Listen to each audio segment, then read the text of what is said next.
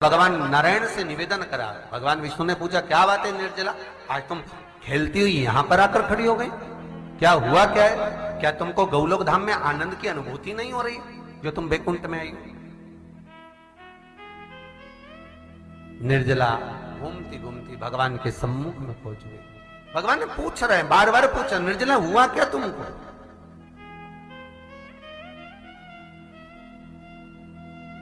ए निर्जला, एकादशी, हुआ क्या है तुम? क्या कारण है तुम्हारे यहां आने का, बैकुंठ पहुंचने का?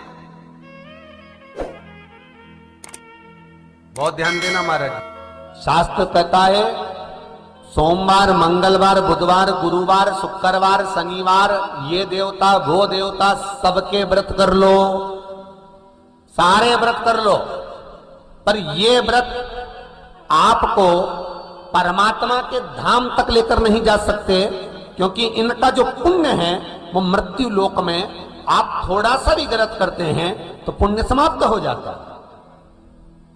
पर हिंदू धर्म के 3 व्रत ऐसे बता दिए जिन व्रतों का पुण्य समाप्त नहीं हुआ।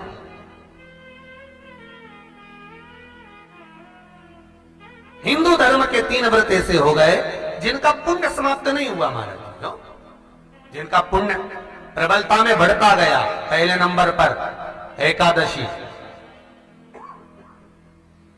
दूसरे नंबर पर प्रदोष और तीसरे नंबर पर शिवरात्रि। एकादशी भी 26 है तो प्रदोष भी जम के बोलते जाओ 26 है, शिवरात्रि केवल 12, केवल 12, और अगर अधिक मास की पड़ जावे तो ये 13, पर अधिक की आय तो 13 है। तो यहां शास्त्र कह रहा है कि 3 व्रत हमारे यहां जिनका पुण्य समाप्त नहीं हुआ, जिनका पुण्य प्रबल हुआ, बड़ा, इसलिए आज भी माता एकादशी का व्रत करती है। और एकादशी का व्रत कर कर अगर कोई जीवात्मा को देते हैं, कोई मर भी गया तो उसको एकादशी का दान देते हैं, एकादशी का उसको दान दिया है। महाराज निर्जला खड़ी है, पूछा क्यों आई हो, क्या कारण? निर्जला आई, तब लक्ष्मी मैया उठकर निर्जला के करीब में गई। निर्जला बहुत सरल थी निर्जला। कहते हैं कामा एकादशी सबसे लंबी है। कौन सी एकादशी? कामा। फिर मोक्षदा उससे नीची है महाराज। और निर्जला जो है बिल्कुल छोटा स्वरूप है। निर्जला का मतलब देखा जाए तो केवल 2 चोटी करी हुई है। मस्तक पर भोर लगा हुआ है निर्जला के, माथे पर बिंदी लगी हुई है निर्जला के, सुंदर गले में तुलसी की मालाएं पहनी है निर्जला, हाथ में जो हथ फूल जैसी माताएं पहले पहनती थी, आपको ध्यान में होगा, ऐसा बड़ा फूल होता था, अंगूठियां पड़ी होती थी, हाथ में ऐसा लगा रहता है। तो निर्जला हथ फूल भी तुलसी के धारण करी, बड़ा सुंदर स्वरूप है माता निर्जला का महाराज। छोटी है तो माता लक्ष्मी उनके पास में गई और निर्जला से जाकर पूछा, निर्जला तेरे आने का कारण क्या है, तू बता। नारायण आपसे पूछ रहे हैं कि क्यों आई हो, किस लिए आई हो, क्या है तुम्हारे आने का कारण?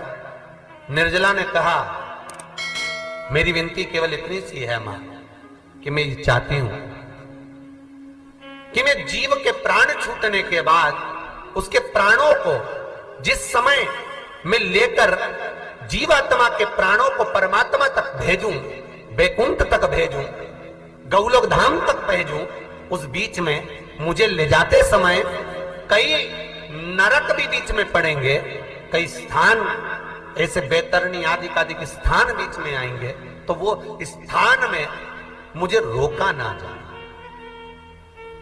मैं सीधे भगवान के धाम पहुंच जाऊं। ऐसी कृपा, ऐसी दया। जितनी भी माताएं एकादशी का व्रत करती, बहुत ध्यान से सुनना आज की कथा को, शायद जिंदगी में मिली ना मिली, पर ये कथा का रिश्ता तो बहुत ध्यान से सुनना। स्कंद पुराण यहां तक कहती है कि इस कथा के चरित्र को जो श्रवण कर लेता है उसको 26 एकादशी करना भी नहीं पड़ती। इस एकादशी की केवल ये कथा सुनकर ही वो तर जाता है। बहुत ध्यान से सुनना इसको, कथा को। सबसे पहला नियम एकादशी व्रत का सबसे पहला नियम है कि आप जिस दिन व्रत करो उसके एक दिन पहले भक्ति का संचार इस हृदय में करो। भक्ति का संचार इस हृदय में कर लीजिए। जिस दिन आप व्रत करो, जैसे एकादशी का व्रत कर रहे हो तो दशमी के दिन शाम का समय जब आवे, रात्रि जब होने लगे, शाम का समय आवे और रात्रि का आप जब भोजन ग्रहण करो तो उस भोजन में कोई ऐसा पदार्थ ग्रहण मत करिए जिस पदार्थ के कारण आपकी एकादशी बिगड़ जाए। कोई बेकार भोजन में ग्रहण नहीं करना, श्रेष्ठ भोजन ग्रहण करिए दशमी। और एकादशी का दूसरा नियम बहुत ध्यान से सुनिएगा।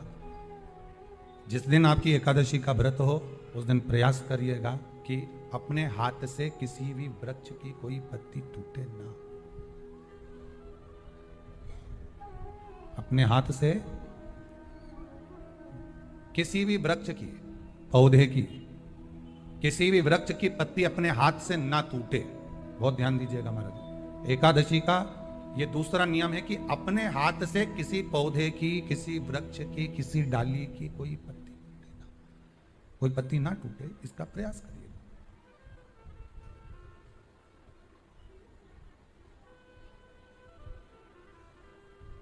कितना सुंदर व्याख्यान कहा है, कितना सुंदर वर्णन है महाराज कि मात्र एकादशी का व्रत कर लेने पर, मात्र एकादशी का व्रत कर लेने पर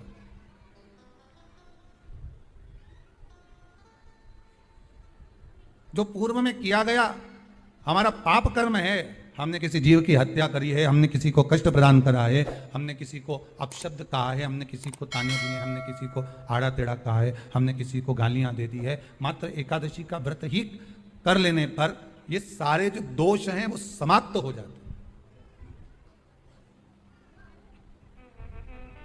सारे दोष हमारे समाप्ति पर आ जाते हैं।